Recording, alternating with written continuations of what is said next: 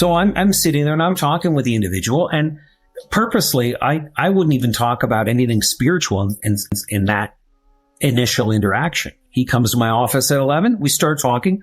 I ask him where he's from, what his upbringing was like, what's his favorite sports team. I make as much small talk as I can. And I'm looking at that clock and I'm waiting for 11:23, and I'm looking at his reaction in that moment. Does he change? And if he changes, well, that's a big piece of evidence. If I see strong aggression, if I see a belligerence emerge, if I see all of a sudden he gets up, I gotta leave, and he walks out, that gives me information. On a human level, somebody praying next door shouldn't affect this individual at all. But I've now isolated something that gives me a lot of information. If I can consistently achieve that, then I have Rite, which is evidence of the presence of the demonic. So the church historically, traditionally looks for three signs: superhuman strength, strength beyond the capacity that the individual has. A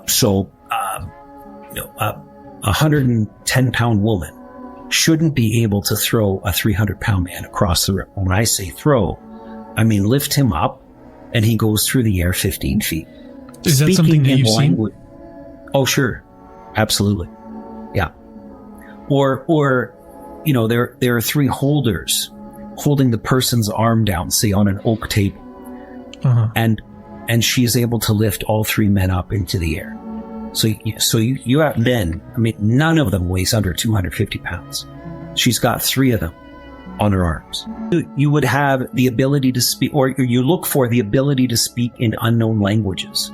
So languages that the person has never been taught. So I don't mean a word or a phrase or two. I mean speaking in them with perfect fluency. And then the third one is knowledge of the occult. And I mean the occult in the classical meaning of the word occult, which means that which is hidden. So the knowledge of future events that on a human level you couldn't possibly know, or knowledge of past events.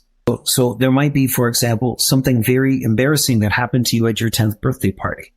And all of a sudden that person brings it up with incredible detail. And there's no human way that you could know that. Or you have a list that you wrote last night and you have it folded up in your pocket right now. And the individual is able to name every single thing on your list.